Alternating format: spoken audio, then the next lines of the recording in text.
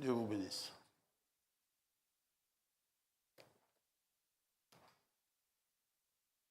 Je vous salue dans le précieux nom de Jésus-Christ notre Seigneur.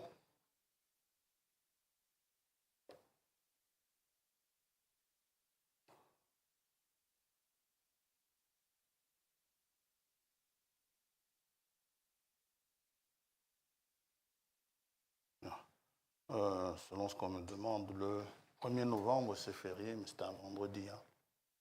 Il y a culte comme d'habitude, le vendredi soir.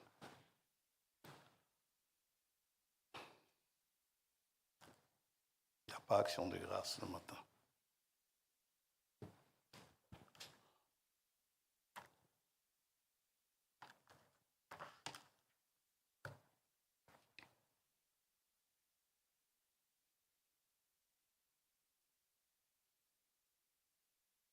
Bien, nous sommes heureux ce matin pour le souffle de vie que Dieu nous donne, de pouvoir nous rassembler. Et nous sommes heureux de revoir notre sœur que nous appelons affectueusement Maman Antoinette là-bas derrière. Elle revient du pays, tout en forme. Ça m'étonne quand même qu'elle soit revenue à un moment où il fait froid. Je pensais qu'elle fouillait l'hiver. Voilà, elle est là-bas.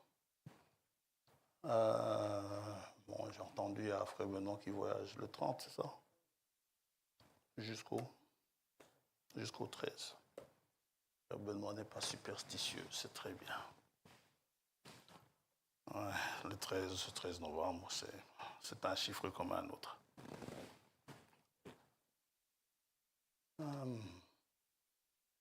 Pour certains, c'est jour J-6.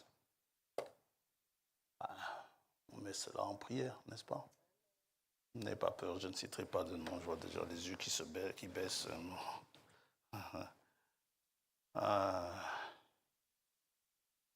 Paul m'a dit, il est prêt, c'est bien.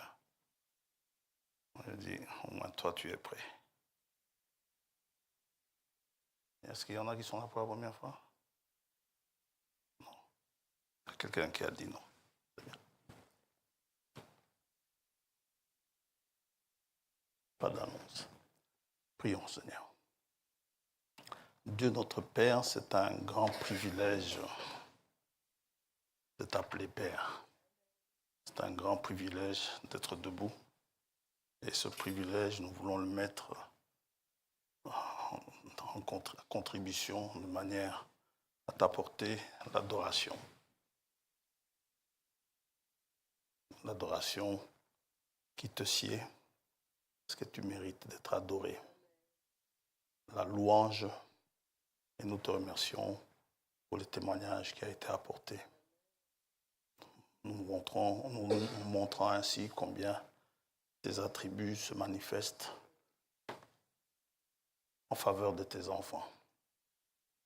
Qu'ils puissent encore se manifester d'une manière merveilleuse parmi nous, non seulement parmi nous qui sommes ici, mais parmi nous tous qui sommes assemblés, que ce soit d'autres par leur voie des ondes ou d'autres qui sont éloignés pour quelques besoins qu'ils ont et que ce besoin ait été rencontré au calvaire, puisses-tu leur accorder ce dont ils ont besoin maintenant.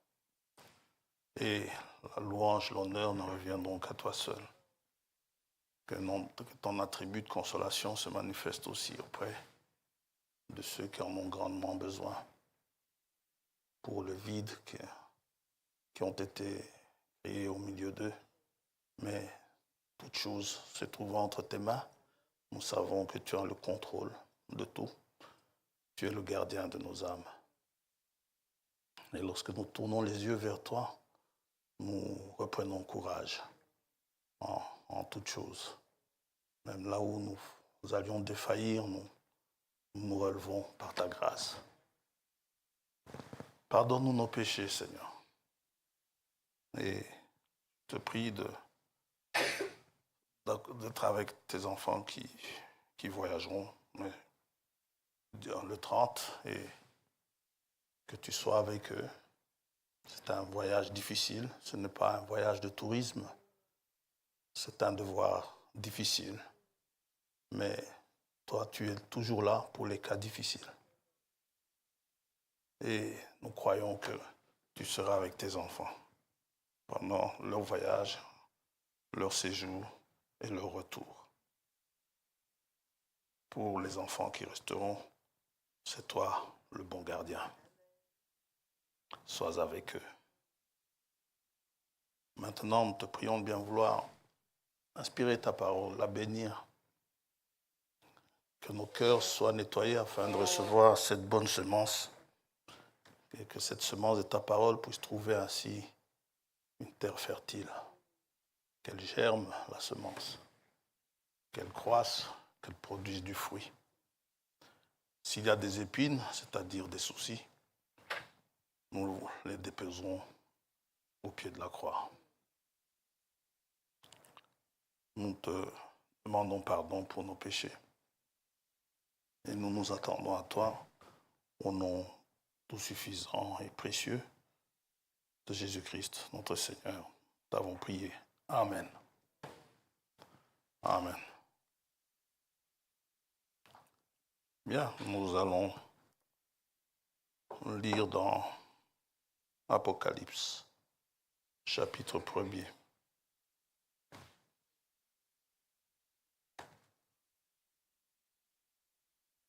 Apocalypse ne signifie pas des troubles ou des catastrophes, comme le monde dit. Apocalypse signifie révélation.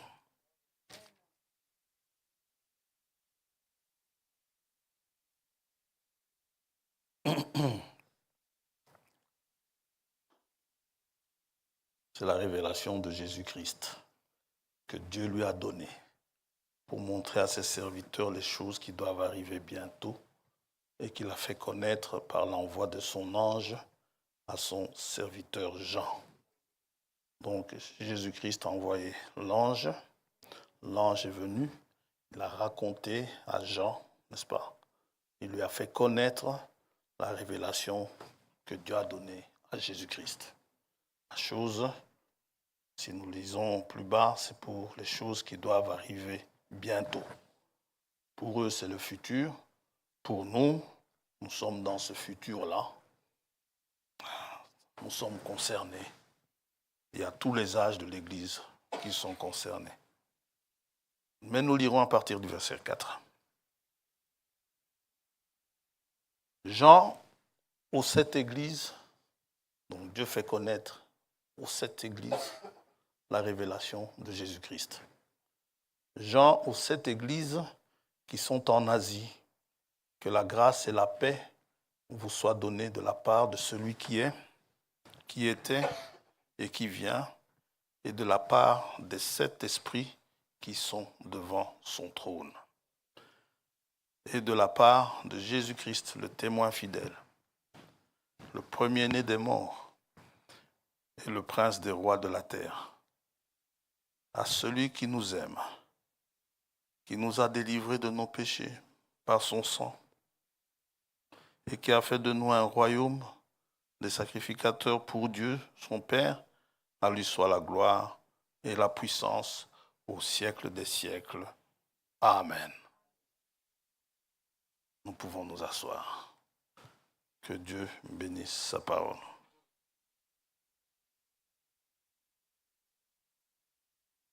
Dimanche passé, nous avons parlé du sacerdoce des croyants. Les croyants avaient un sacerdoce à exercer. Sacerdoce, c'est-à-dire offrir, faire des offrandes à Dieu, sacrifier pour pouvoir être en paix avec Dieu par les sacrifices demandés. Et ça a comme avantage que désormais, vous pouvez aller dans la présence de Dieu. Ce qui n'était pas permis à tous les croyants. Même David. David ne vous chantera jamais ce qui se passe dans le lieu très saint. Il ne sait pas. Il n'y entrait pas. Ça va? Mais David pouvait chanter les parvis. C'est là que les croyants, comme vous et moi, restaient. Les seuls, et pas seulement David, la tribu de Juda, toutes les tribus devaient, leur place c'était le parvis. Les seuls qui pouvaient entrer, c'était Aaron et les fils d'Aaron. Et les fils d'Aaron étaient limités dans le lieu saint, tandis que Aaron pouvait aller au-delà du voile, mais pas tout le temps, une fois par an, au jour de l'expiation. Donc, le parvis, c'était notre limite. Et les seuls qui pouvaient offrir des sacrifices, c'étaient les fils d'Aaron. Et Aaron, bien sûr, il fallait être sacrificateur pour cela. Les autres Lévites s'occupaient d'autres tâches. Ça va? S'occupaient des tâches, chaque Lévite, chaque tribu, chaque classe de Lévites avait sa tâche à accomplir. Et eux aussi, ils chantaient. Et d'ailleurs, les chantres étaient pris parmi les Lévites. Est-ce que les chantres y entraient? Ça, il faudra vérifier. Psaume 84, nous avons un psaume composé par un Lévite.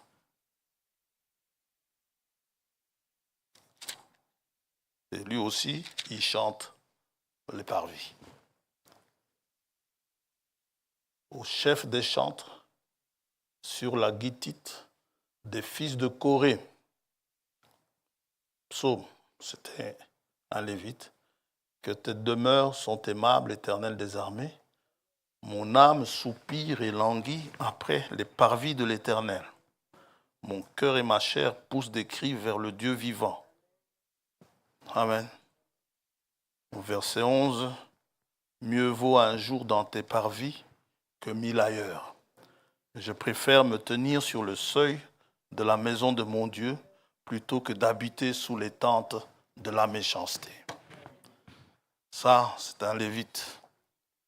David dit ceci, entre autres, psaume 65.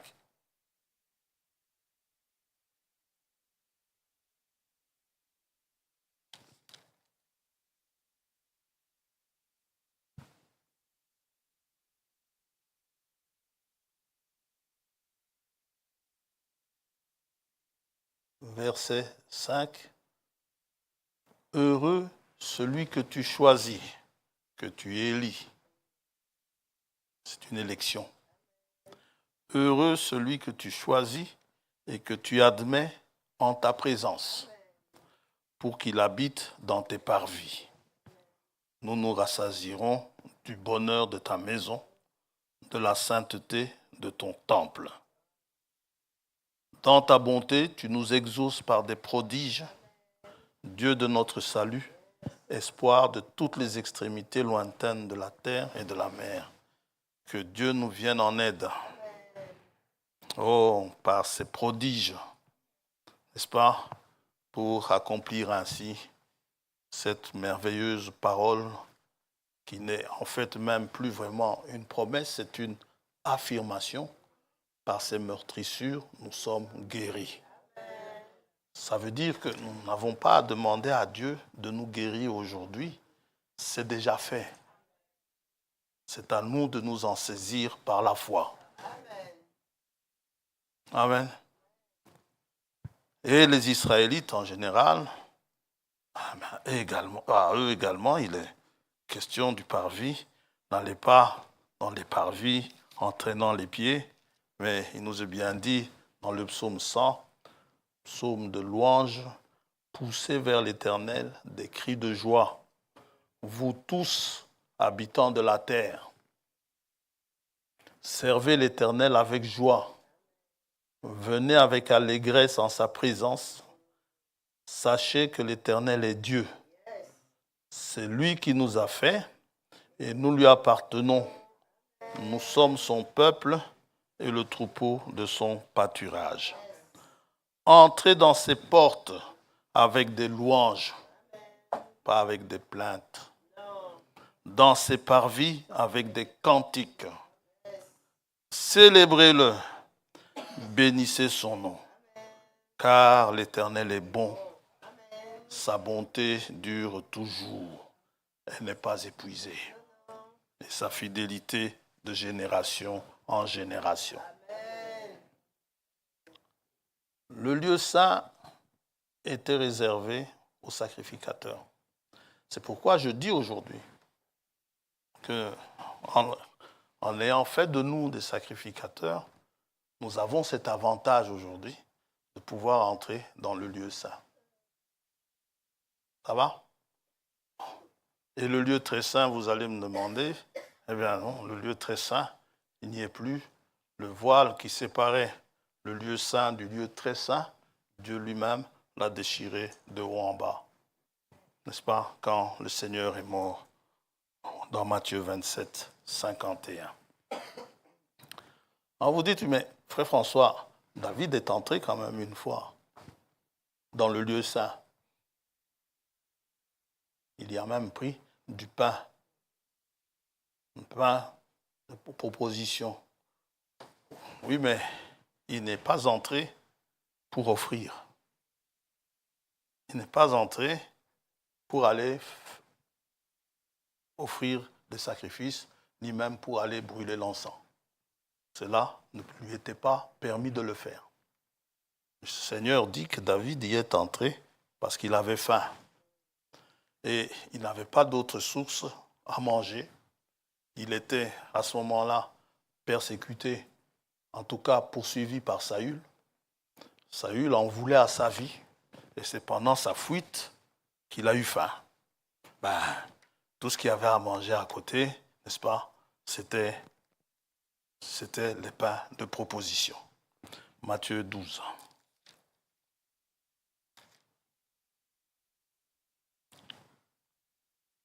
Quatre premiers versets. En ce temps-là, Jésus traversa des champs de blé, un jour de sabbat. Un jour de sabbat, on ne peut pas se trouver dans les champs. Jésus traverse des champs de blé un jour de sabbat. Ses disciples qui avaient faim. Ça va? C'est la même raison que David se mirent à arracher des épis et à manger. Ça, c'est travailler. Vous ne pouvez pas le faire. Il y a quelqu'un dans l'Ancien Testament qui ramassait du bois. Un jour de sabbat, il a été lapidé. Ici, un jour du sabbat, ils ont faim, ils se mettent à arracher. C'est un travail, ça. C'est servile. Se mirent à arracher des épis et à manger. Les pharisiens, voyant cela, lui dirent, « Voici, tes disciples font ce qui n'est pas permis de faire pendant le sabbat. » Mais Jésus leur répondit, « N'avez-vous pas lu ce que fit David lorsqu'il eut faim? Lorsqu'on a faim, et lui et ceux qui étaient avec lui, comment il entra dans la maison de Dieu et mangea les pains de proposition qui n'étaient permis de manger ni à lui, ni à ceux qui étaient avec lui et qui étaient réservés aux sacrificateurs seuls. » Ça va? N'avez-vous pas lu dans la loi que les jours de sabbat, les sacrificateurs violent le sabbat dans le temple sans se rendre coupables, puisqu'ils y travaillent? N'est-ce pas? Ils égorgent, ils sacrifient. Et quelque part, je crois que c'est dans Luc 13, Jésus dit, d'ailleurs, vous, quand votre bœuf tombe dans une fosse le jour du sabbat, qu'est-ce que vous faites? Vous le laissez là-bas? Luc 13.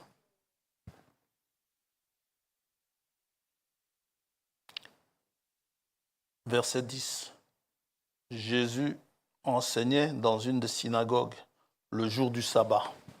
Et voici, il y avait là une femme possédée d'un esprit qui la rendait infirme depuis 18 ans. Vous parlez d'une persévérance. Infirme pendant 18 ans, mais ne lâchait pas la synagogue. Elle y allait, elle était courbée et ne pouvait pas du tout se redresser. Ça devait lui faire mal. Lorsqu'il la vit, Jésus lui adressa la parole et lui dit, « Femme, tu es délivrée de ton infirmité. » Et il lui imposa les mains. À l'instant, elle se redressa et glorifia Dieu. Mais le chef de la synagogue, au lieu d'être heureux, la sœur a raconté son témoignage ici. Nous en sommes tous heureux, non? Mais pourquoi est-ce que le chef de la synagogue n'est pas content de cette guérison miraculeuse qui se fait dans sa synagogue? Il pouvait montrer qu'il servait le Dieu véritable. Mais le chef de la synagogue, indigné de ce que Jésus avait opéré cette guérison un jour de sabbat, dit à la foule, « Il y a 6 jours pour travailler. Venez donc vous faire guérir ces jours-là et non pas le jour du sabbat. » Comme quoi, les hôpitaux doivent fermer le dimanche, enfin le samedi, le jour du sabbat. « Hypocrite, lui répondit le Seigneur. Est-ce que chacun de vous, le jour du sabbat, ne détache pas de la crèche son bœuf ou son âne pour le mener boire? Et cette femme, qui est une fille d'Abraham et que Satan tenait liée depuis 18 ans, ne fallait-il pas la délivrer de cette chaîne le jour du sabbat? Tandis qu'il parlait ainsi, tous ses adversaires étaient confus. Et la foule se réjouissait de toutes les choses glorieuses qu'il faisait. Le Fils de l'homme est maître du sabbat. L'histoire de David, vous pouvez lire cela dans 1 Samuel 21, on n'en aura pas le temps. Il a fait de nous. Il a fait de nous. Le salut, c'est son œuvre. C'est lui qui nous a fait, ce n'est pas nous qui avons suivi une formation de sacrificateurs. Non, c'est lui-même qui nous a fait. Le salut, c'est son œuvre. Nous sommes maintenant, puisque Pierre dit que nous sommes un sacerdoce royal, et nous venons de lire dans Apocalypse chapitre 1er, il a fait de nous un royaume. Le royaume, ce n'est pas tant dans des frontières physiques, mais c'est l'ensemble des croyants, n'est-ce pas, qui forment un royaume. Et nous sommes donc sacrificateurs et nous sommes aussi des rois spirituels. Nous sommes spirituellement des rois et nous régnons sur un royaume spirituel. Si vous savez que vous êtes roi, n'hésitez pas à occuper votre place. Regardez qui vous domine. D'abord, ce que dit le Seigneur, la Bible. L'apôtre Paul dit dans Colossiens chapitre 1er.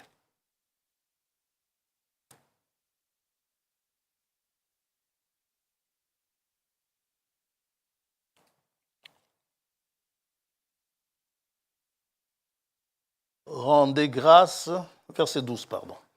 Rendez grâce au Père qui vous a rendu capable d'avoir part à l'héritage des saints dans la lumière. Il nous a délivrés de la puissance des ténèbres. Et qu'est-ce qu'il a fait? Il nous a transportés dans le royaume de son Fils bien-aimé, en qui nous avons la rédemption, le pardon des péchés. Maintenant, nous régnons avec lui. Nous régnons avec Christ. Et Christ, il est assis à la droite de la majesté divine. Il est au-dessus de toute domination. Éphésiens chapitre 1er.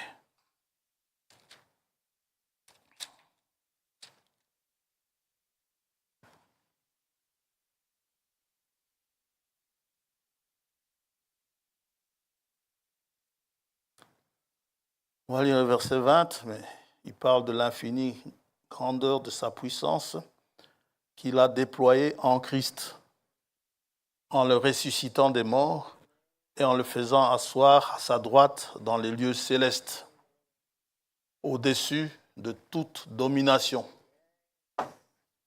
Amen. De toute autorité, de toute puissance, elles doivent vous obéir. Elles doivent nous obéir.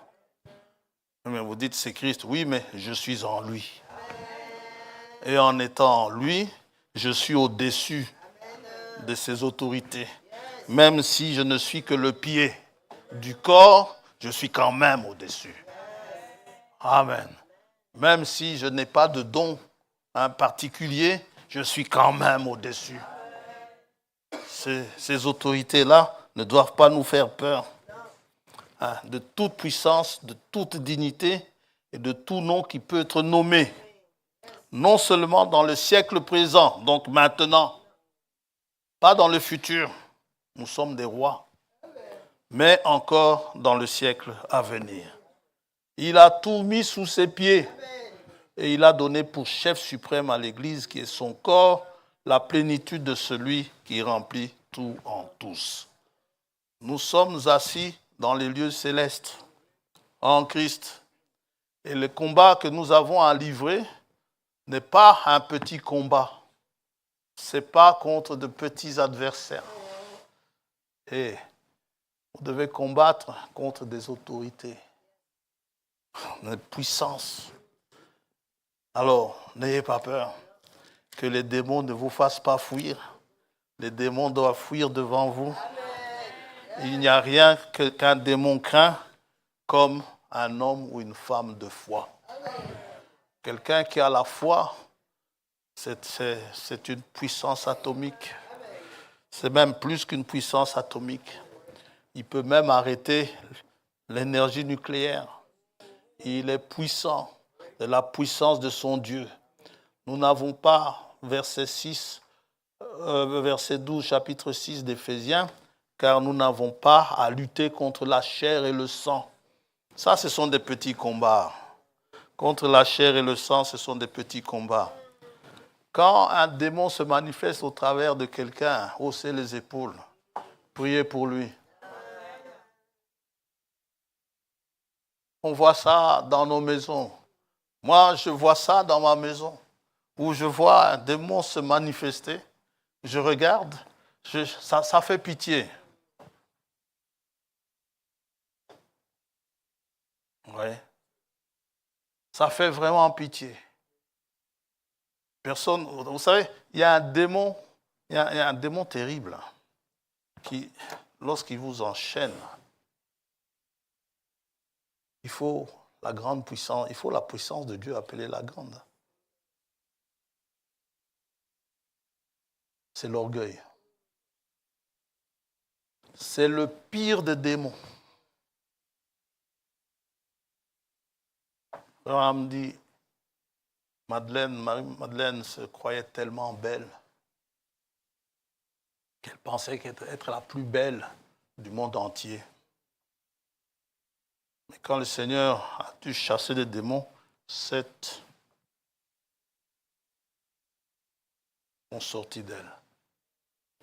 Les démons qu'on abrite, on ne s'en rend pas compte. Et le démon vous dit, ne parle surtout pas à Jones. Et vous lui obéissez. Et quand vous dites, je sais qui tu es.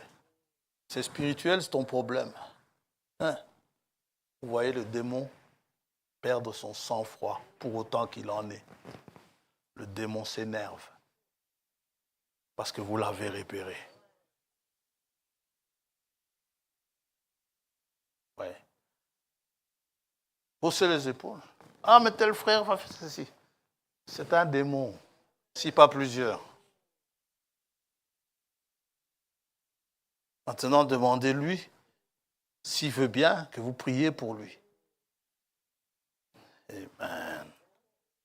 Gloire à Dieu. Et vous voyez, Satan freinant la vie de la personne. C'est le genre de personne qui se plaignent tout le temps, disant « Dieu n'entend pas mes prières ». Et Dieu entend les prières des saints. Et quand vous voulez prier, c'est une offrande. Hein? Jésus dit, tu veux offrir, tu veux donner une offrande. Qu'est-ce qu'il faut faire? Et que tu sais qu'il y a un problème quelque part. Laisse un peu ton offrande. Va régler le problème. Et puis reviens.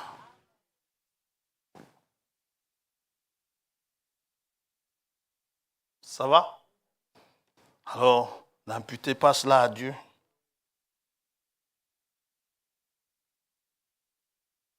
Contre les autorités, contre les princes de ce monde de ténèbres, contre les esprits méchants dans les lieux célestes. Un méchant, c'est quelqu'un qui connaît la parole et qui ne la met pas en pratique. Amen. Nous avons la domination sur le péché. Nous sommes des rois. Nous avons la domination. Vous ne pouvez pas dire que le péché vous domine. Caïn n'a pas réussi. Mais vous devez réussir. Pas de par votre propre force, mais par la grâce de Dieu. Il a fait de nous des rois. Nous avons la domination sur le monde.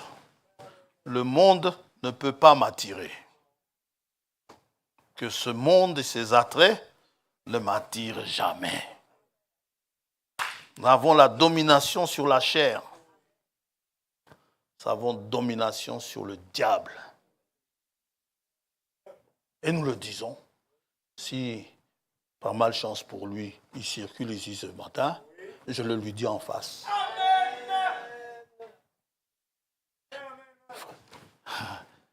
Les frères vont venir dire, frère François, parle doucement. Le médecin, le démon risque de t'entendre. Mais qu'il m'entende. Amen. David, son frère, son grand frère, l'enguirlande. Mais tais-toi. Il va t'entendre. Mais qu'il m'entende.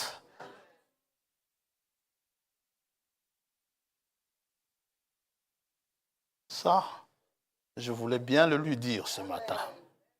Amen. S'il est mal à l'aise là maintenant, il n'est pas encore vraiment mal à l'aise. Il va l'être jusqu'à ce qu'il parte. Nous ne voulons pas de lui ici parmi nous. Amen. Il n'a pas à venir nous enquiquiner. Oubliez ce problème. C'est lui qui est en train de vous rappeler votre problème là. Au lieu de suivre la parole. Laissez un peu le problème de côté. Apprenez à tout abandonner au Seigneur. Parce que Dieu peut tout. Oh, mon Dieu. Il a fait de nous des sacrificateurs. Il a fait de nous des rois. Nous lui offrons la louange spirituelle, de lèvres sanctifiées, n'est-ce pas? Nous lui offrons notre vie comme une offrande agréable pour lui. Nous l'adorons en esprit et en vérité. Intercédant et suppliant les uns pour les autres. Ça va? Dans 1 Pierre chapitre 2,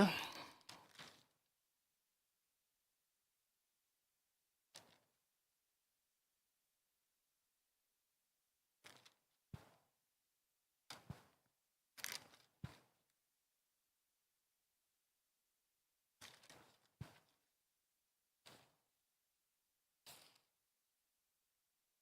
arrivons à la fin de cela. 1 Pierre 2, verset 4. Approchez-vous de lui, pierre vivante, rejetée par les hommes, mais choisie et précieuse devant Dieu. Et vous-même, comme des pierres vivantes, édifiez-vous pour former une maison spirituelle, pour former un saint sacerdoce, afin d'offrir des victimes spirituelles, agréables à Dieu par Jésus-Christ, car il est dit dans l'Écriture, voici, je mets en Sion une pierre angulaire, choisie, précieuse, et celui qui croit en elle ne sera point confus. L'honneur est donc pour vous qui croyez. Ce n'est pas déshonorant de croire.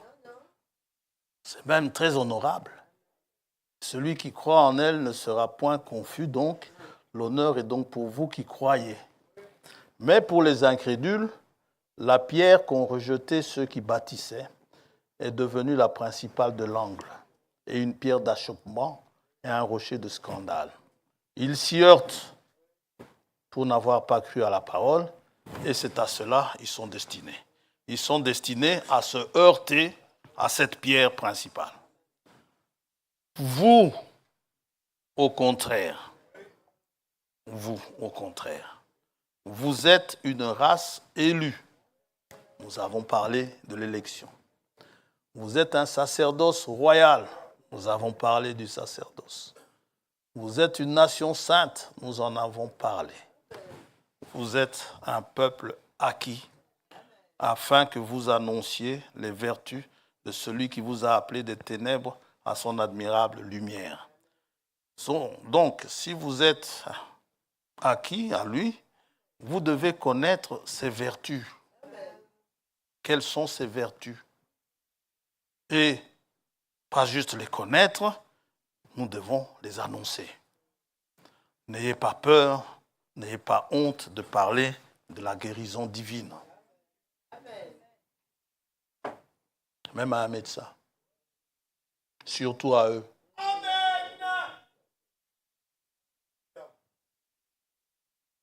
Je vous le dis souvent, mon cardiologue, c'est un juif. Un vrai juif. Il a un prénom d'origine juive, Michel. Et il a un nom juif. Rien que par son nom, si on traque les juifs, il sera attrapé. Un très bon, un excellent cardiologue. On fait la publicité. Mais il est tombé malade.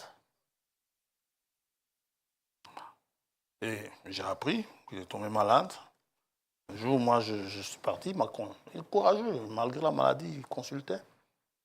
Et partant dans sa consultation, il me demande comment je vais, on va bien, et puis moi je lui demande, et vous? Il dit, ça va. Je lui ai posé la question, vous voulez que je prie pour vous? Il me dit, non. Non, vous ne croyez pas? Il dit, non, je ne crois pas. Moi, j'ai dit, et pourtant, vous devriez croire. Pourquoi? Parce que, justement, vous avez un Dieu, vous avez le Dieu véritable. Il vous a fait la grâce de vous choisir comme nation pour que nous sachions, nous, au loin, que nous sachions qu'il y a un Dieu. Il a juste souri. Et je lui ai dit, mais je prierai pour vous quand même. Et Dieu soit loué, il est toujours là. Et je crois qu'il va même mieux.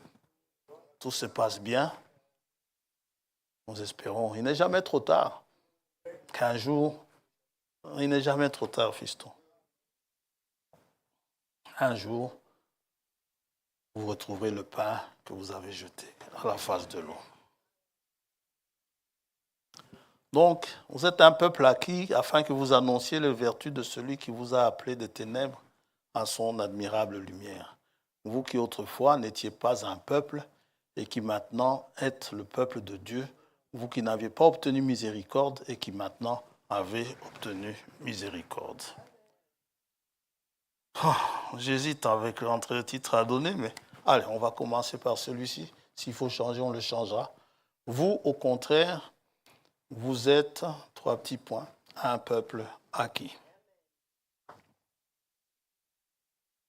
Acquis, ça veut dire que quelqu'un vous a acquis. Acquérir, c'est acheter. C'est devenir propriétaire d'un bien. J'ai acquis une télévision, j'ai acheté une télévision. Mais ici, il ne s'agit pas d'acquisition genre télévision, mais un peuple acquis. Ce peuple n'a pas été ramassé. Dieu ne l'a pas ramassé comme ça facilement, mais Dieu l'a acheté. Quand il s'agit d'acheter ou de racheter, racheter c'est acheter de nouveau, ou racheter à quelqu'un. Quand on parle de rachat, ça veut dire qu'on parle de la rédemption. On ouvrira un chapitre sur la rédemption, sur le processus de la rédemption. Mais ici, je voudrais juste parler d'une chose. L'acquéreur s'appelle le Rédempteur. L'acquéreur, celui qui a acquis ce peuple, il s'appelle Rédempteur. Au départ, nous sommes tous perdus. Tous. Depuis Abraham, il y a un verset dans le chapitre 26 d'Ésaïe qui dit qu'Abraham a été racheté. Bon, mais dans le psaume 14,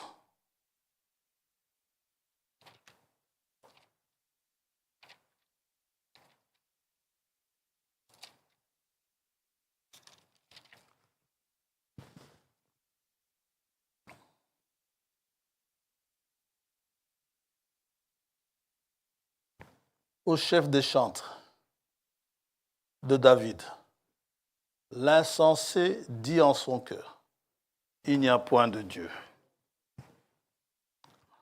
Ils se sont corrompus, ils ont commis des actions abominables, il n'en est aucun qui fasse le bien. L'Éternel du haut des cieux regarde les fils de l'homme pour voir s'il y a quelqu'un qui soit intelligent, qui cherche Dieu. Non. Tous sont égarés. Égarés signifie perdus. Tous. Vous, moi, nous tous. Tous sont pervertis. Il n'en est aucun qui fasse le bien, pas même un seul. Nous sommes donc tous destinés à la perdition. Mais Dieu a décidé de nous sauver. Amen. Dieu a décidé de nous délivrer. Délivrer ceux qui accepteront la grâce qu'il propose. Et la grâce est grâce quand on l'accepte comme grâce. Ouais. Donc, Dieu est déterminé à sauver ceux qui accepteraient et il savait à l'avance qui accepterait et qui n'accepterait pas. Le problème, c'est que pour sauver, pour délivrer, il y a un prix à payer. Ce n'est pas gratos. Dieu exige, Dieu veut bien nous délivrer. Mais pour nous délivrer, Dieu exige qu'on paye. Il nous demande à nous de payer. Vous voulez que je vous délivre? Voici la facture. Maintenant, vous dites, oui, Seigneur, je veux bien être délivré. C'est combien? Quand Dieu vous donne le prix, vous allez reculer. Vous pouvez vous appeler Elon Musk ou quelque autre milliardaire. Bill Gates. Il paraît que si on endosse ce billet de $100 l'un sur l'autre, ça va faire je ne sais pas combien de kilomètres. Vous savez, ça peut même arriver jusqu'à Pluton, la dernière planète là-bas. C'est toujours pas suffisant. Alors, qu'est-ce que je fais? Je regarde à Abel, pas toi, montre ici, dans la Bible. Abel me regarde, il baisse les yeux. Malgré que Dieu l'ait trouvé agréable. Je regarde Adam, Adam dit, ça, c'est à cause de moi que tu es dans cette condition-là. Bon, je ne peux pas le faire. Qui? Oui. Et quel est le prix?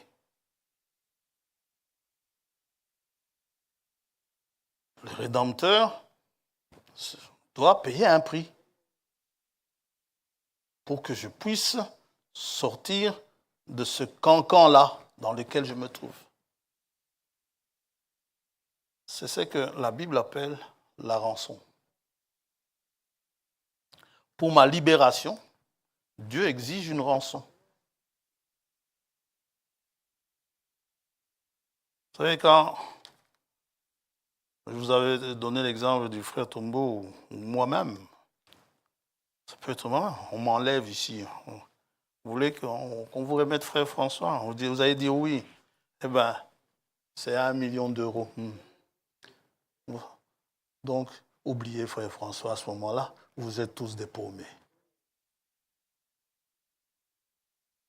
Oui, vous ne trouverez jamais 1 million, même en vous cotisant, même en vendant vos biens, vous ne les trouverez pas. Donc, c'est impayable.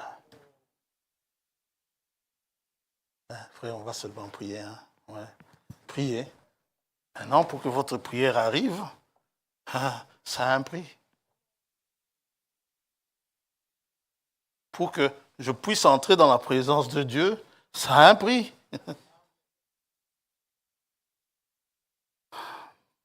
1 Timothée, chapitre 2.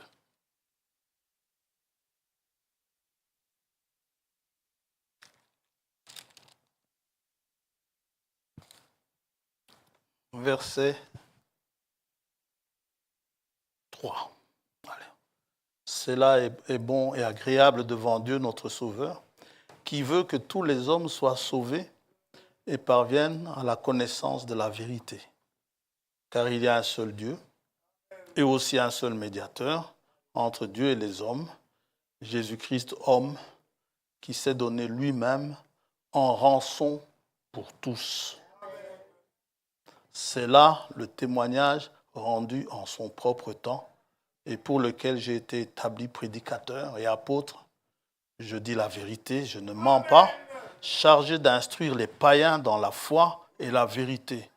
Je veux donc que les hommes prient en tout lieu en élevant des mains pures, sans colère ni mauvaise pensée. Une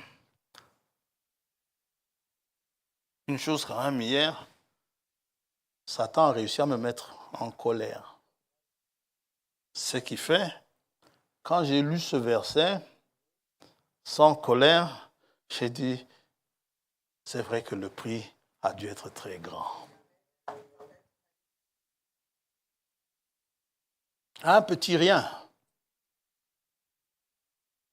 qui vous met en colère et ça vous perturbe dans votre méditation. Et il ressasse toujours cette histoire devant vous pendant que vous méditez. C'est pour ça que je lui ai parlé tout à l'heure. Il m'a embêté la nuit, maintenant moi je l'embête. Il m'a sérieusement embêté. Sans colère. Bien, la rançon, c'est un paiement. Dans le monde, quand on parle de rançon, d'habitude, c'est de l'argent. C'est de l'argent demandé pour libérer quelqu'un. Soit il a été pris en otage, soit d'une prison, soit d'une punition, soit de l'esclavage, tout ce qu'il y a comme tout ce qui peut être sujet de libération. Alors, Le prix, Pierre nous le donne. Il nous le fait savoir. Jésus-Christ lui-même, d'abord aussi. Mais on va d'abord lire Pierre. Pierre dit qu'il ne s'agit pas d'argent. Ce n'est pas une question d'argent. Dieu veut bien nous libérer, mais le prix qu'il fixe, c'est celui-ci. 1 Pierre, chapitre 1er.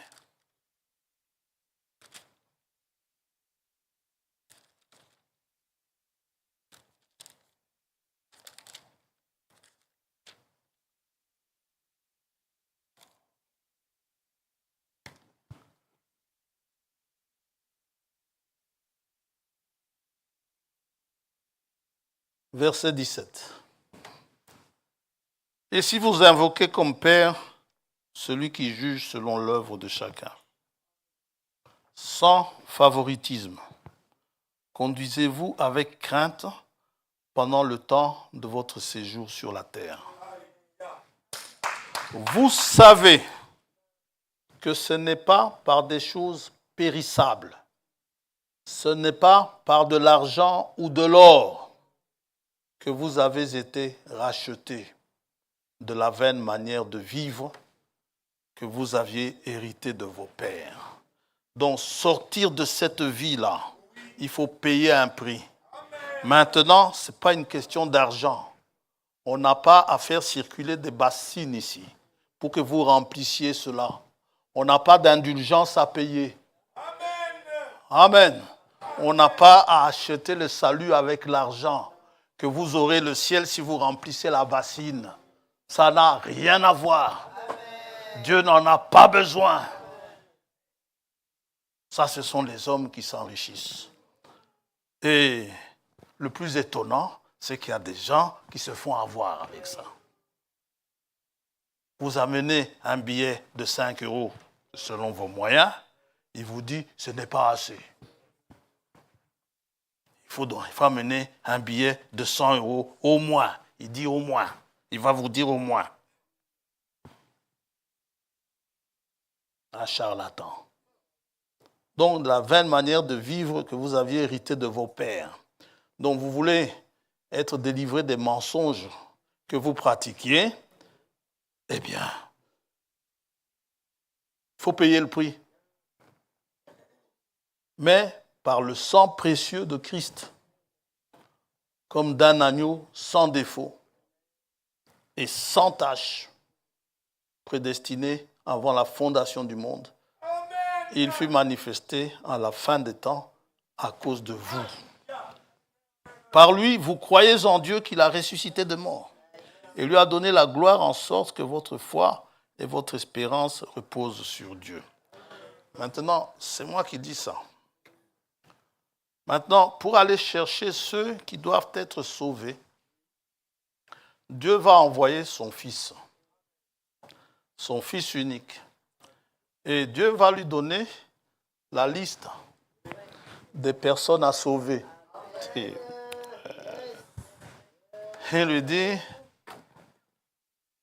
tu vas sauver un tel, et puis un tel. Si tu passes par forêt, tu entres au numéro 94. J'espère que tout le monde est concerné. Mais en tout cas, il va lui dire, tu prends un tel. J'espère être dans ce tel-là. Je crois que je suis concurrent de ma fille ici. Ouais. Dieu va lui dire, tu prends tel, et puis tu sors, tu vas prendre un autre à tel autre endroit, et puis un autre à tel autre endroit, et puis un autre à tel autre endroit. Il descend, il vient, il sort des eaux du baptême, le sacrifice devait être lavé. En tout cas, les sacrificateurs se lavaient avant d'offrir les sacrifices. Et il avait le sacrifice aussi. Et il était lui-même sacrificateur et le sacrifice. À peine sorti de l'eau, Jean-Baptiste dit à ses disciples, voici l'agneau de Dieu qui ôte le péché du monde. Ils ont entendu ça, ok, on le suit. Ils l'ont suivi. Ils voient Pierre et son frère en train de pêcher, laissez ses filets, suivez-moi. Et ainsi de suite. Il les prend chacun à son tour. C'est un peu comme vous et moi. On n'est pas tous venus en même temps. Un jour, il est passé par là. Il m'a dit, viens, suis-moi. Je l'ai suivi. Il vous a dit, viens, suis-moi. Vous l'avez suivi. Parfois même sans bien comprendre ce qui se dit là. Pierre dit, ce sont des choses difficiles à comprendre, dont ceux qui sont mal affermis tordent le sens. Gloire à Dieu. Et il les prend les uns après les autres. Il y en a d'autres qui ont suivi le mouvement. Ils ont dit, il y a des miracles qui ont suivi. Il les a regardés, il ne les a pas chassés. Il ne chasse pas. Mais un jour, il se lève. Nous sommes dans Jean 6. Dans Jean 2, il avait déjà changé l'eau en vin. Il avait déjà fait des miracles là-bas. À la piscine de Bethesda, il avait déjà fait des miracles. Alors les gens le suivaient pour les miracles. Mais alors dans Jean 6, maintenant, il vient et dit, je suis le pain de vie. Celui qui me mangera aura la vie éternelle. Et il insiste, je suis le vrai pain descendu du ciel. Et mon sang est un breuvage. Jean 6. Pierre et Jean disaient Amen, sans bien comprendre ce qui se disait. Je dois reconnaître que j'ai aussi dit Amen, sans vraiment comprendre ce qui se dit. Et gloire à Dieu. Verset 48, il dit, je suis le pain de vie. Vos pères ont mangé la manne dans le désert et ils sont morts. C'est ici le pain qui descend du ciel, afin que celui qui en mange ne meure point. Je suis le pain vivant qui est descendu du ciel. Si quelqu'un mange de ce pain, il vivra éternellement. Et le pain que je donnerai, c'est ma chair. Qu'est-ce que tu m'as amené là? Que je donnerai pour la vie du monde. Là-dessus, les Juifs discutaient entre eux, disant, comment peut-il nous donner sa chair à manger? Jésus leur dit, en vérité, je vous le dis, si vous ne mangez la chair du Fils de l'homme et si vous ne buvez son sang, vous n'avez point la vie en vous-même. Celui qui mange ma chair et qui boit mon sang a la vie éternelle, et je le ressusciterai au dernier jour. Et il insiste, car ma chair est vraiment une nourriture, et mon sang est vraiment un breuvage. Les gens ils pensaient qu'il allait dire ça qu'en une phrase, mais il n'arrête pas de le répéter. Pour leur montrer qu'il est sérieux. Amen. C'est pas juste pour le plaisir de parler. Jésus, il ne dit pas comme nous on dit, frère, je suis vraiment sérieux. Non, il est sérieux.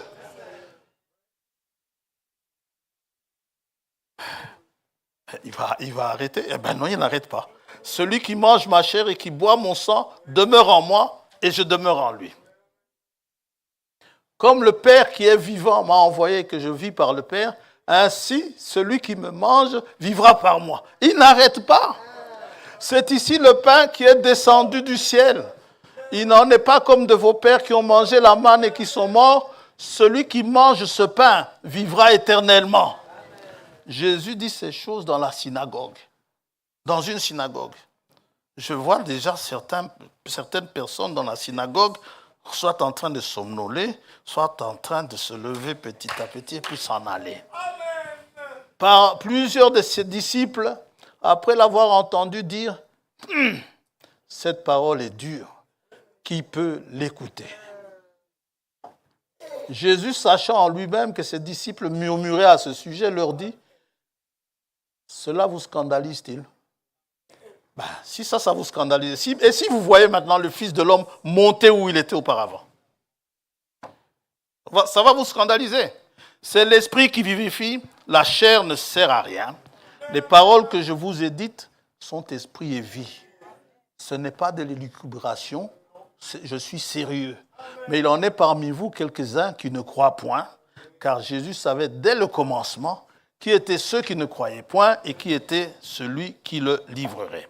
Et il ajouta, c'est pourquoi je vous ai dit que nul ne peut venir à moi si cela ne lui a été donné par le Père.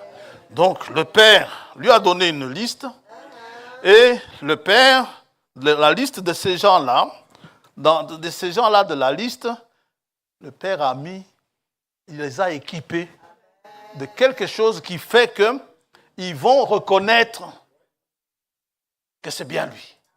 Ils sont équipés. Il ne faut pas regarder au travers des miracles. Ceux-là, ils ont regardé les miracles. Il ne faut pas regarder au travers non, écoutez la parole. Et c'est la parole qui... Les miracles, tout le monde s'émerveille dans les miracles, même l'incrédule.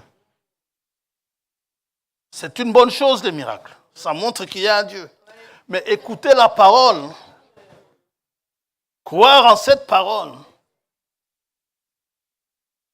L'apôtre est même obligé de dire que ce ne sont pas des fables. Dès ce moment, plusieurs de ses disciples se retirèrent et ils n'allèrent plus avec lui.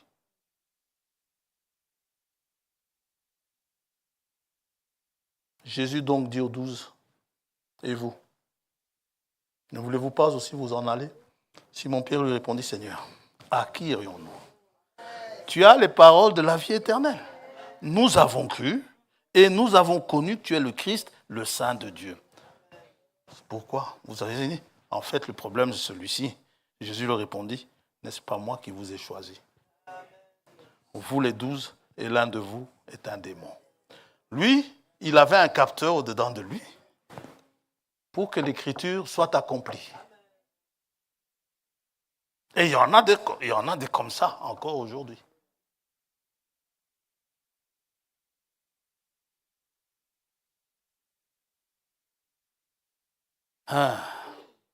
Donc, Pierre nous dit qu'il faut, le prix à payer, c'est le sang précieux d'un agneau sans tache, n'est-ce pas? Jésus dit ceci dans Marc 10.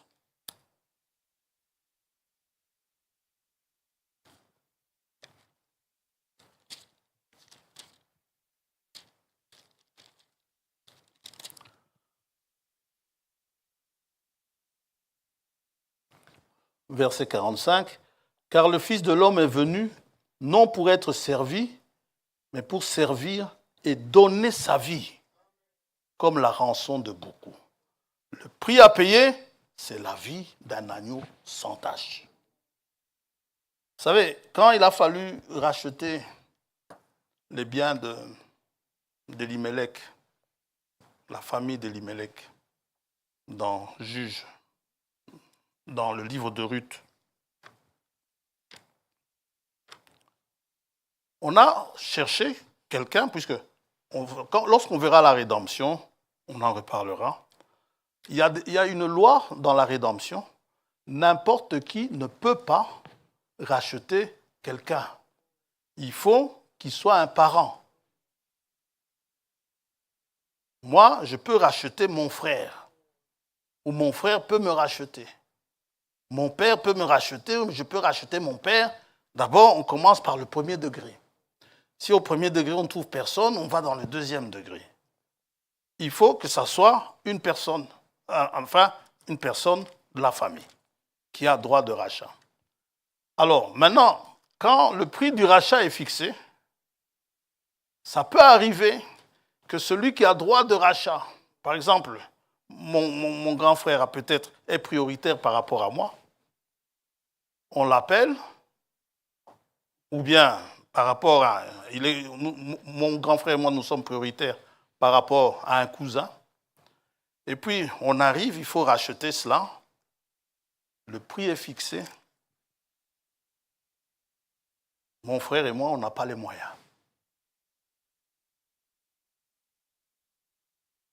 Alors, comme on n'a pas les moyens, on peut abandonner ça à quelqu'un d'autre, à un autre parent, un peu plus éloigné. Et c'est ce qui se passe dans le livre de Ruth, où Boz doit racheter la famille d'Elimelech, le bien d'Elimelech. Mais Boz n'était pas prioritaire. Le prioritaire, on ne donne pas son nom, on l'appelle un tel. Ruth chapitre 4.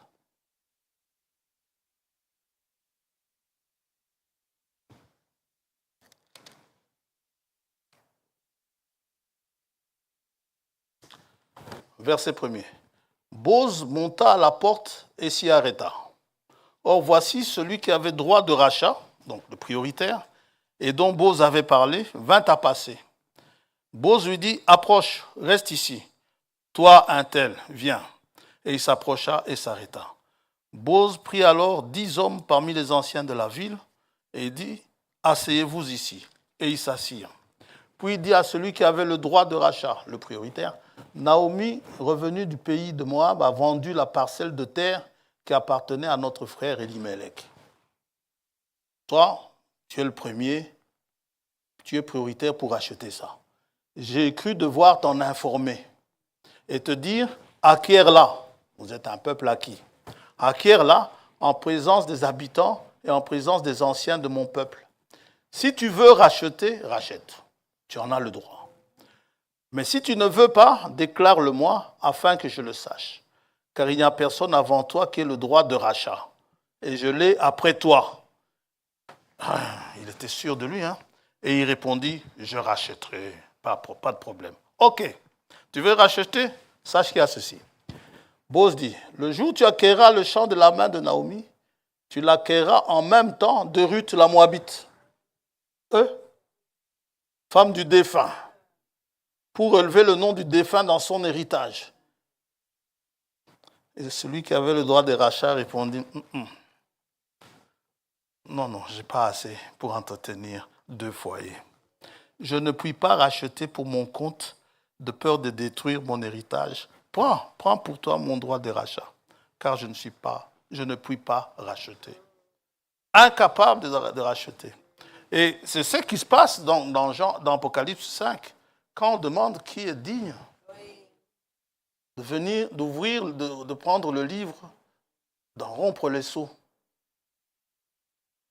Donc, celui qui a droit, les hommes qui étaient là, vous savez, quand vous regardez la généalogie, vous allez voir Abraham, fils d'un, fils de, ils sont pleins. Ce n'est pas la famille qui manque. Nous aussi, on a la famille qui est partie. On a des frères, des bien-aimés qui sont partis, qui sont des humains comme vous et moi. On était frères, on était frères et sœurs. On était sœurs. Alors, qui pourra acheter l'humanité? Personne. C'est Jean. Jean a pleuré. Lui-même, Jean, ne pouvait pas. Le disciple que Jésus aimait. Alors, l'agneau s'est levé. Donc, Jésus dit, la rançon, vous ne pouvez pas la payer, je vais la payer. Je vais la payer pour vous. Vous savez, quand il s'est retrouvé en face de cette situation, le prix était tellement élevé. Dans Matthieu 27 ou 26, ou dans Matthieu 26, il a transpiré. Il a sué. Tellement le prix était élevé. Il savait ce qu'il attendait. Pour obliger les démons à faire couler son sang, ça devait aller loin. Et les démons ont tout fait pour, si c'est lui, si c'est bien lui, ils l'ont provoqué de toutes les manières, croyant qu'il allait réagir. Il n'a pas réagi. Il n'a pas ouvert la bouche. Parce que s'il avait réagi, vous et moi, on serait perdus. Les démons voulaient d'abord être sûrs, est-ce que c'est lui, est-ce que c'est pas lui? Ils ont provoqué, là où vous et moi nous serions tombés, si tu es vraiment fils de, fais-le. Et si c'est le cas, vous allez, boum, bang. C'est pour ça que le troisième poule, c'est difficile à l'avoir. Ah, ouais. Parce que le jour où ce que vous prononcez va s'accomplir, mais ça va être un des dégâts. Dès le moment où vous êtes en colère contre quelqu'un, vous allez sortir quelque chose et patatras. Et seulement dans la rue déjà, je ne sais pas qui a dit ça. Oui, je vois qui m'a dit ça. Vous savez, les gens qui conduisent, les gens qui conduisent ont toujours un démon quelque part. Il y a un démon dans le trafic. Les gens s'insultent, les gens ils se battent même pour une question de priorité. Amen. Alors, dès que quelqu'un vous coupe la priorité ou bien il vous embête, vous lui lancez « Je te maudis au nom de Jésus-Christ » et paf, la personne va en plein dans un poteau. Non, on n'est pas encore mûr pour avoir ça.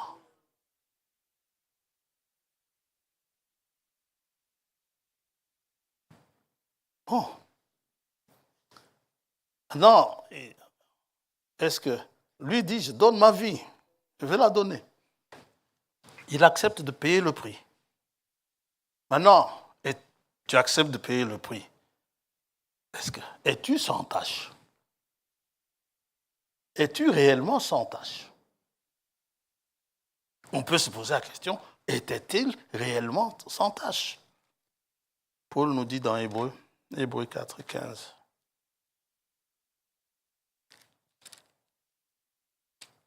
Le monde essaye parfois de lui attribuer des choses qu'il n'a pas faites du tout.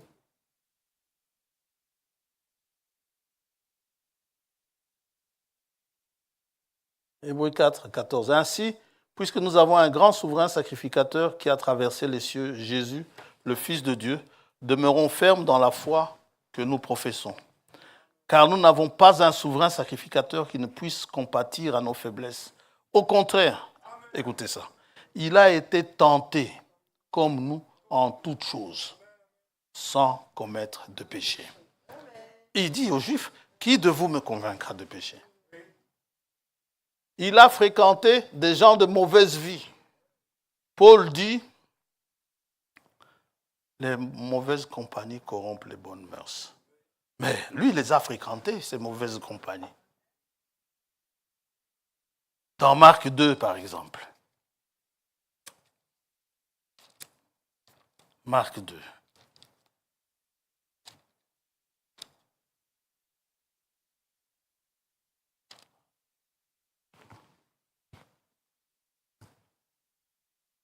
Verset 15. Comme Jésus était à table dans la maison de Lévi, Lévi c'est Matthieu, beaucoup de publicains et de gens de mauvaise vie se mirent aussi à table avec lui et avec ses disciples. On a vu le Seigneur en train de manger avec des païens, avec des gens de mauvaise vie, car ils étaient nombreux et l'avaient suivi. Les scribes et les pharisiens, le voyant manger avec les publicains et les gens de mauvaise vie, dirent à ses disciples, pourquoi mange-t-il et boit-il avec les publicains et les gens de mauvaise vie? Jésus, ayant entendu cela, leur dit, ce ne sont pas ceux qui se portent bien qui ont besoin de médecins, mais les malades. Je ne suis pas venu appeler des justes, mais des pécheurs à la repentance. Yes. On lui amène une femme surprise en flagrant délit d'adultère. Moïse a dit qu'il faut lapider une telle femme. Nous sommes témoins, nous l'avons vue en flagrant délit d'adultère. Toi, qu'est-ce que tu dis? Il ne répond pas. Jean 8.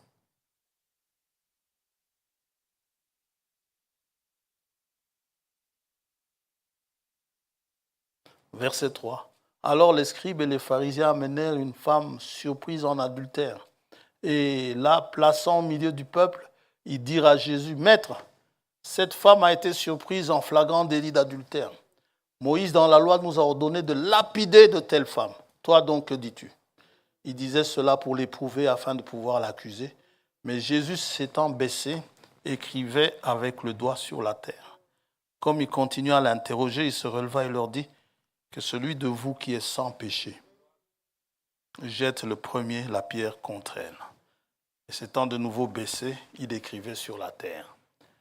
Quand ils entendirent cela, accusés par leur conscience. Aujourd'hui, nous pouvons avancer dans le sanctuaire, le cœur purifié de cette conscience. Ils se retirèrent un à un, depuis les plus âgés jusqu'au dernier, et Jésus resta seul avec la femme qui était là au milieu.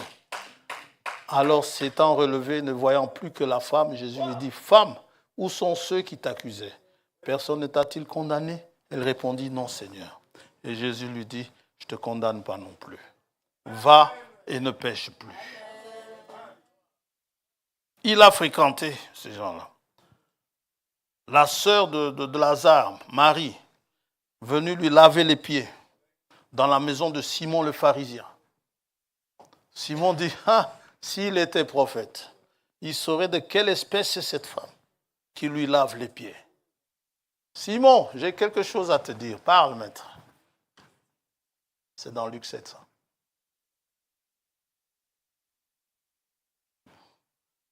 Il les a fréquentés. Il allait souvent chez Lazare, mais jamais on ne l'a trouvé en faute.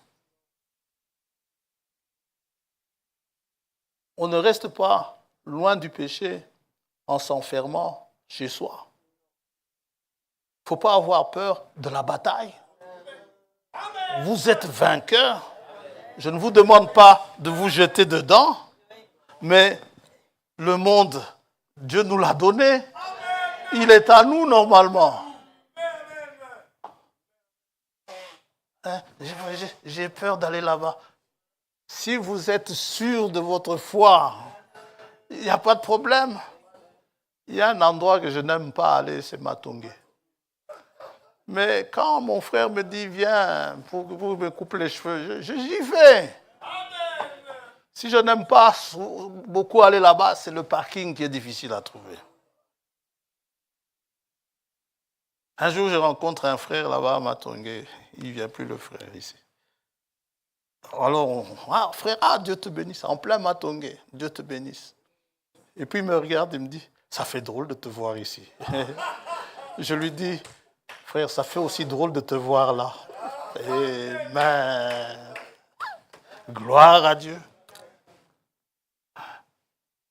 Si vous avez acheté des trucs à Matongé, allez acheter. Soyez libre. Comportez-vous en chrétien. Amen. Il y a une fête familiale, un événement familial. La famille, c'est le monde. N'ayez pas peur. N'ayez pas peur. Si vous faites partie de la famille, allez-y. Ne les achoppez pas. Sinon, ça va encore être vous et votre secte là-bas. Vous ne voulez jamais avoir, n'est-ce pas, des relations avec les gens. Même ton oncle ici, tu n'en veux plus. Non. Ne leur donnez pas ces raisons-là. Restez chrétiens. Et d'ailleurs, quand vous y allez, ce sont eux qui sont mal à l'aise. Amen. Ils espèrent même que vous en alliez très vite. Amen. Lui, il ne dure jamais longtemps. Il va partir. Et vous ne partez toujours pas. Ils sont embêtés. Hein? Amen. Gloire à Dieu. Gloire à Dieu. Alors, que dire de la Samaritaine? Oui. Donc, dans sa liste, Dieu lui a mis, n'oublie pas la Samaritaine. Et un jour, il passe par la Samarie. Il voulait la rencontrer seul. Il dit aux disciples, allez chercher à manger. Et Pierre et Jean, non, tous, allez-y. Laissez-moi seul. il tourne et il trouve la femme là. Femme, donne-moi à boire. Comment toi, les Juifs, tu me demandes à boire? C'était une semence de Dieu. Elle avait le capteur. C'est comme cela que le Seigneur l'a reconnu. Les disciples même sont arrivés, ils étaient étonnés de la voir avec cette femme. Une Samaritaine. Yes. Et il n'est pas tombé dans les pièges des autres là. On vérifie si effectivement il était sans tache. Yes. Bien. On va bientôt terminer. Dans son groupe qu'il a choisi, il y avait un traître. Mais il a choisi ce traître à dessein. Maintenant, on peut poser la question à ce traître. Toi, qu'est-ce que tu penses un peu de sa vie, toi qui l'as trahi? Qu'est-ce que tu penses de là? Après l'avoir livré, que penses-tu de lui? Matthieu 27.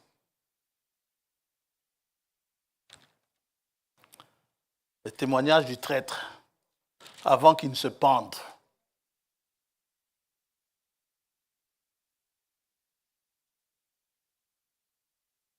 Verset 3.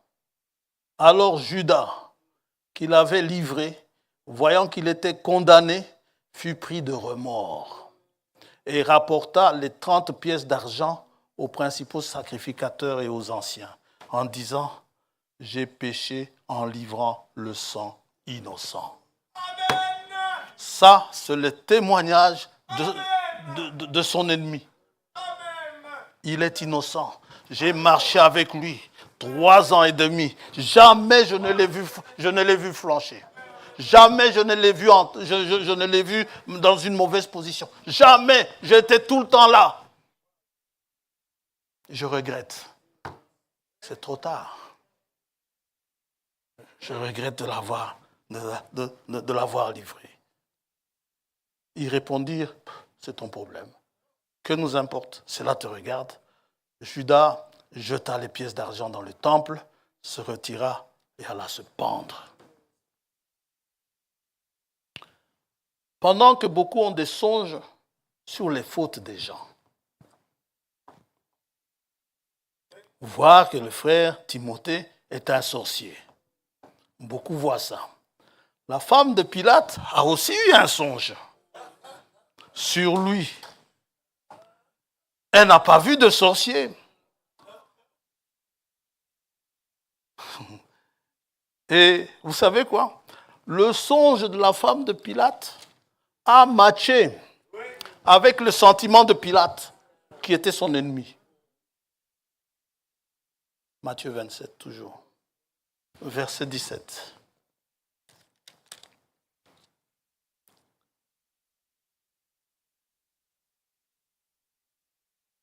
Verset 15.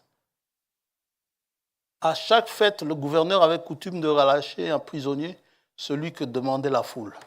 Ils avaient alors un prisonnier fameux, nommé Barabbas. Barabbas, vous savez ce que ça veut dire? Fils d'Abbas, fils du Père. Comme ils étaient assemblés, Pilate leur dit, « Lequel voulez-vous que je vous relâche?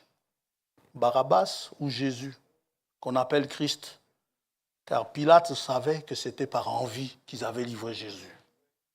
Pendant qu'il siégeait au tribunal, sa femme lui fit dire, « J'ai eu un songe, qu'il n'y ait rien entre toi et ce juste. Amen. Car aujourd'hui, j'ai beaucoup souffert en songe à cause de lui. Et tu es mon époux. Dieu me demande de te prévenir. Oui. Ne te mêle pas de ça. Amen. C'est un sang innocent. Amen. Il est innocent. Alléluia. Mais Pilate devait choisir entre son poste et le songe de sa femme, et même son propre sentiment. Parce que les Juifs l'ont menacé. Ils lui ont dit, il a déclaré qu'il est le roi des Juifs. Nous connaissons roi que César. Alors, si tu le relâches, on le dira à César. Ah, Pilate dit, bon, comment est-ce que je vais me débarrasser de ce cas? Hein? Dieu nous met parfois dans un choix cornélien, hein, comme on dit, dans un choix difficile. Hein. Justement, le choix ne doit pas être facile. Savoir quitter ceux qu'on aime, savoir être mal jugé, comme dit l'autre.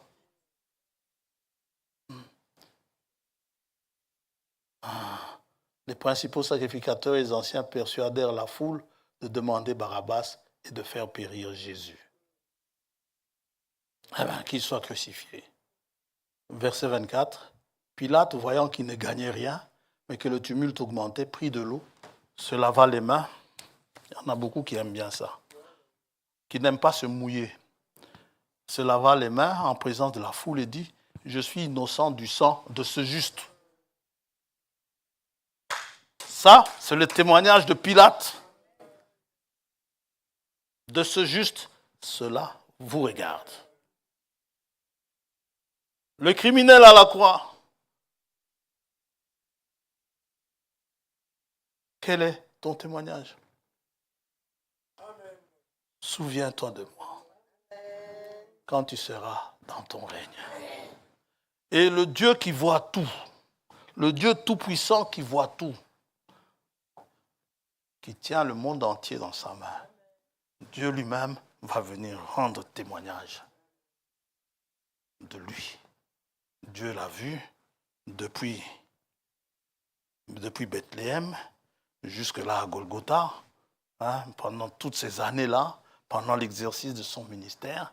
Je ne fais que ce que je vois faire au Père. Dieu, il dit, le Père et moi, nous sommes un. Donc, Dieu savait toutes choses de lui, bien sûr. Toutes choses, il dit, celui-ci est mon Fils bien-aimé, en qui j'ai trouvé tout mon plaisir. Sa vie, ok, j'accepte. Marché conclu. Dieu accepte ce prix-là. D'ailleurs, c'est ce qu'il exigeait. Une vie sans tache. En qui j'ai mis toute mon affection. Écoutez-le. Et Wanam dit, n'écoutez pas Moïse. Pourquoi? Moïse était là. Hein? Moïse et Élie étaient là. Alors, Pierre qui dit une tente pour Élie, une tente pour Moïse, une tente pour toi, et ainsi de suite. 3 tentes. Dieu dit, celui-ci est mon fils bien-aimé, écoutez-le. Pas Moïse. Moïse vous accuse. Moïse, il vous prend, il vous met en prison. Moïse vous fait lapider. C'est sans miséricorde. Élie fait descendre le feu du ciel. Et viens ici, toi. Si je suis serviteur de Dieu, que le feu descende du ciel. Bon. Ouais. Écoutez-le. Il est plein de grâce.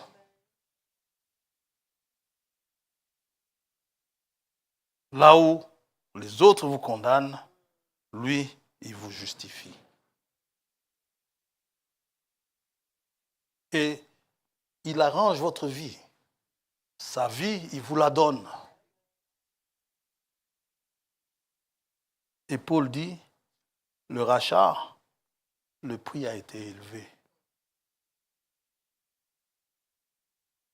Vous êtes un peuple acquis. Acquis, ça veut dire votre propriétaire, n'est-ce pas, vous a acheté.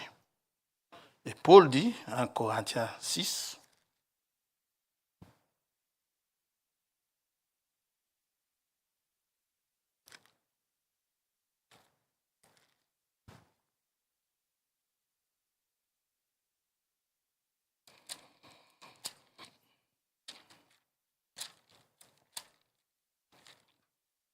« 1 Corinthiens 6, verset 19. Ne savez-vous pas que votre corps est le temple du Saint-Esprit qui est en vous, que vous avez reçu de Dieu, le Saint-Esprit, et que vous ne vous appartenez point à vous-même. C'est fini ça. Hein, Dieu voit mon cœur. Mais ton cœur ne t'appartient plus.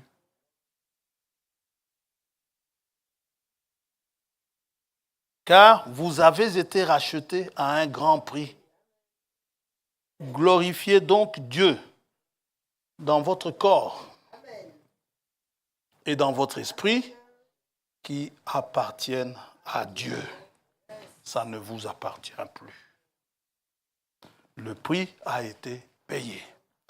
La rançon, Dieu a réuni l'argent qu'il fallait. Et c'est ainsi que dans les cieux, dans Apocalypse 5, les rachetés de l'Éternel ont poussé ce cantique de louange qui a fait que la terre entière, dans les cieux, tout homme, toute langue, je ne sais pas, il y en a qui ont chanté en Kikongo, dont on chantait en Chiluba, dont on chantait en Tetela, frère Benoît, d'autres ont chanté en Kingelema, d'autres ont chanté, je ne sais pas moi. Il y a plusieurs langues, mais Dieu comprend les langues. Donc les uns ont chanté en Kikongo, d'autres en Kisongé, en flamand, en quoi encore? Enlevé. Comment vous dites ça? Enlevé. J'oubliais cette langue. En français, vous avez chanté. Enlevé. Dieu te bénisse. Nous allons prier.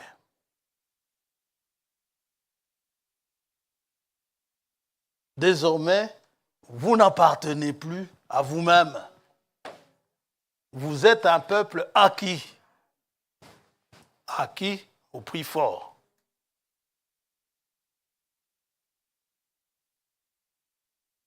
Prions le Seigneur.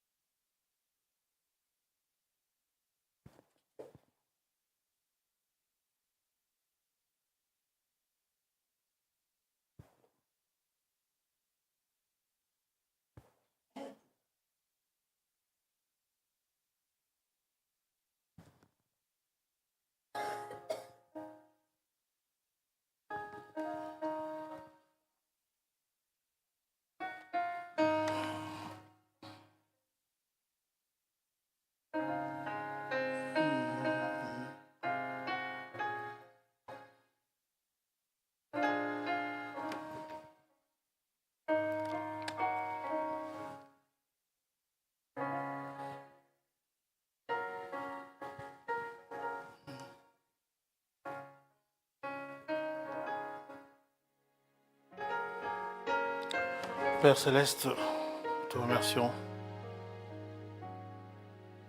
Ceux que tu as élus, tu les as rachetés. Tu as fait d'eux des sacrificateurs. Tu as fait d'eux un royaume. Tu as fait d'eux un peuple qui t'appartienne. Nous te remercions pour avoir songé à nous, pour ne nous avoir pas laissés dans les ténèbres dans lesquelles nous étions, dans la vaine manière de vivre que nous avions autrefois. Nous te remercions de nous en avoir libérés.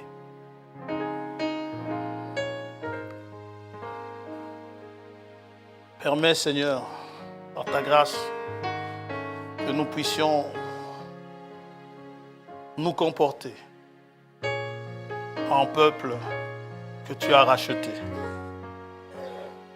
Mais équipe-nous de tout ce dont nous avons besoin pour qu'en tout lieu, nous puissions vivre, marcher, chanter, nous comporter en peuple de Dieu.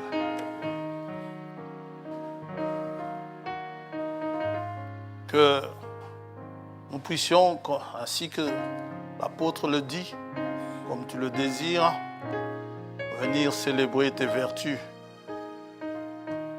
partout où tu nous conduiras d'aller, que tu nous assistes. Bénis tes enfants ce matin. Bénis tes rachetés.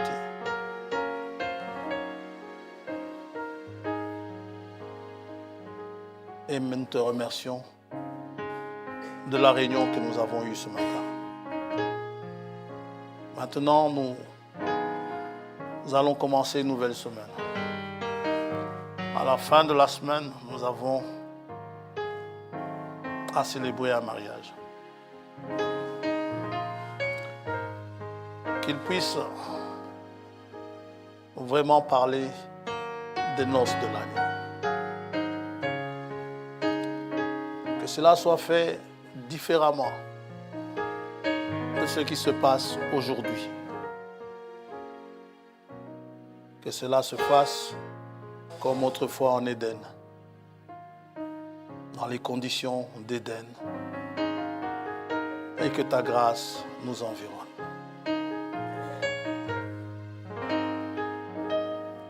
Bénis tes enfants.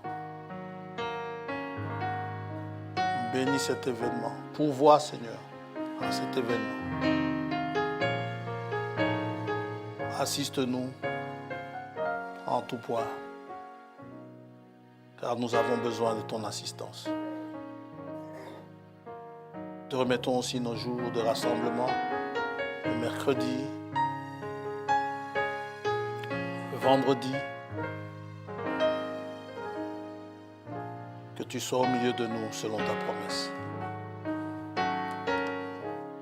Accompagne chacun d'entre nous, ceux qui rentrent.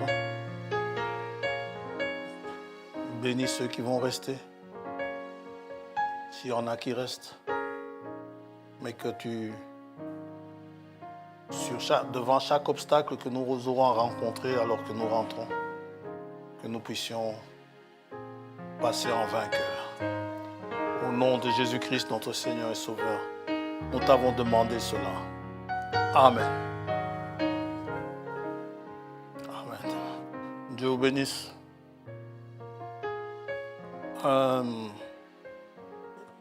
Il y a de la nourriture qui est proposée là-bas derrière, ainsi que de la boisson. Et les frères disent qu'ils ont besoin de quelques bras pour arranger la salle pour la suite, pour la peinture, je crois, hein, c'est ça? Alors, vous avez les salutations du frère Joël, le fils de maman Antoinette, du Canada. Il vous transmet ces salutations à toute l'assemblée, et ainsi que la maman de sœur Fifi qui transmet ses salutations aux mamans de l'assemblée. Les papas de l'assemblée, mais que Dieu la bénisse. Amen. Ça va.